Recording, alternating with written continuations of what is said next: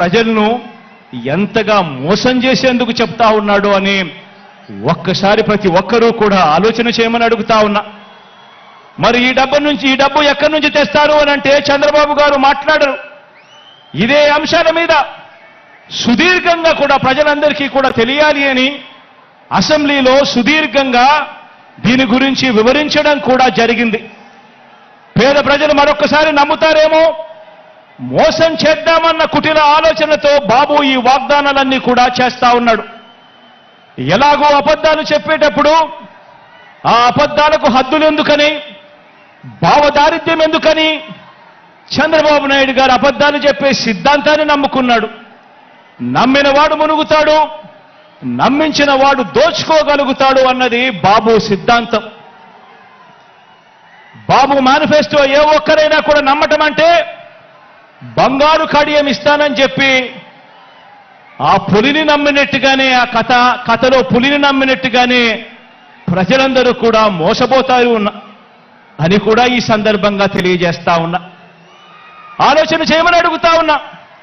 ఈ 58 నెలల్లో 130 సార్లు మీ బిడ్డ బటన్ నొక్కాడు.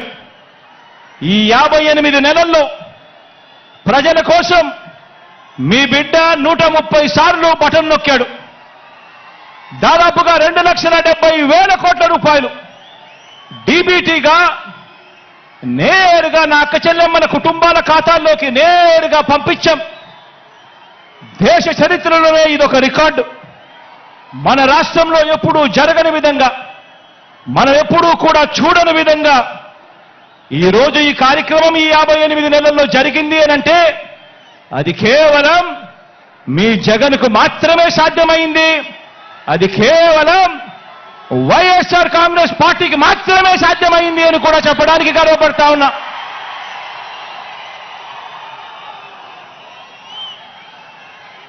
ఇవన్నీ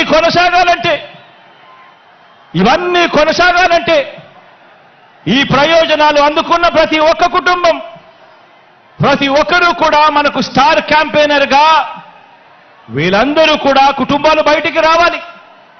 వారు ఓటు వేయడమే కాకుండా 100 మందికి చెప్పి ఓటు వేయించాలి.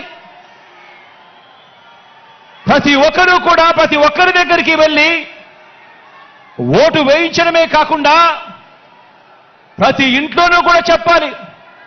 పొరపాటు జరిగితే పేదవాడి భవిష్యత్ అంధకారం అవుతుంది అని చెప్పి ప్రతి ఇంట్లోకి వెళ్ళి చెప్పాలి.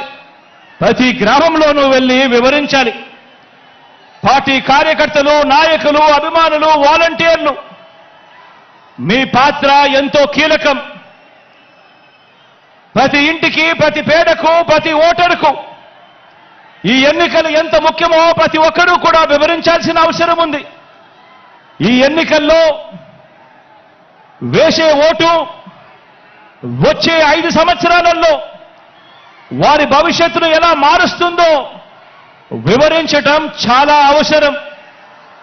2019 ఎన్నికలకు ముందు మీ జగన్ ఒక మాట చెప్పాడు, గుర్తుందా? 2019 ఎన్నికలకు ముందు మీ జగన్ ఒక మాట చెప్పాడు. ఆ మాట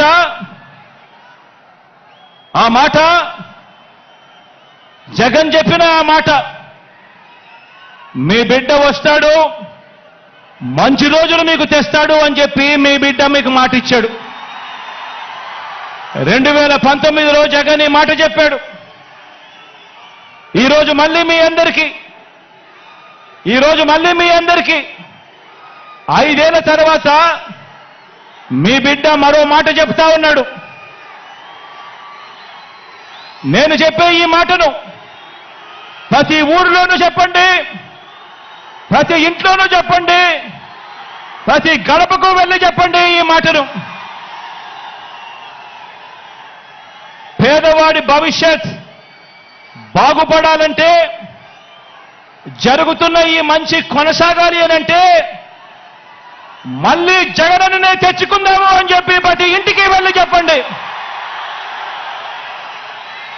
ప్రతి ఊర్లోనూ వెళ్ళి చెప్పండి, ప్రతి గడపకు వెళ్ళి చెప్పండి. పేదవాడి భవిష్యత్ బాగుపడాలంటే జరుగుతున్న ఈ మంచి కొనసాగాలంటే మళ్ళీ అన్నను తెచ్చుకోవాలి అని చెప్పి ప్రతి ఇంటికి వెళ్ళి చెప్పండి. మన అన్న సీఎంగా తెచ్చుకుందాము, మన అన్న ప్రభుత్వాన్ని మనమే రక్షించుకుందాము. బాబు అనే మాయలోడి వలలో పడవద్దు అని ప్రతి ఇంటికి వెళ్ళి చెప్పండి.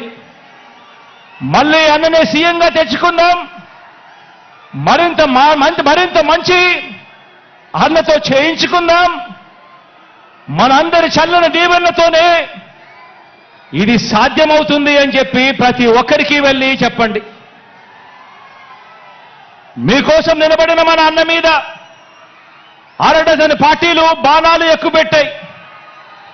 ఆ అవ్వ తాతలకు, ఆ అక్క చెల్లెమ్మలకు, ఆ రైతన్నలకు, ఆ పేదలకు మీ అందరి తరపున జగనన్న నిలబడ్డాడు కాబట్టి ఈరోజు జగనన్న మీద అరడజను పార్టీలు అరడజను బాణాలు ఎక్కుపెట్టాయి. అయినా అన్న పొత్తులు నమ్ముకోలేదు. అన్న మనల్ని నమ్ముకున్నాడు, ఆ దేవుడిని నమ్ముకున్నాడు. అన్న ఒంటరిగానే సింహంలో మనందరికీ తోడుగా నిలబడ్డాడు అని చెప్పి ప్రతి ఇంటికి వెళ్ళి చెప్పండి. మన అన్న ప్రజల్ని దేవుడిని తప్ప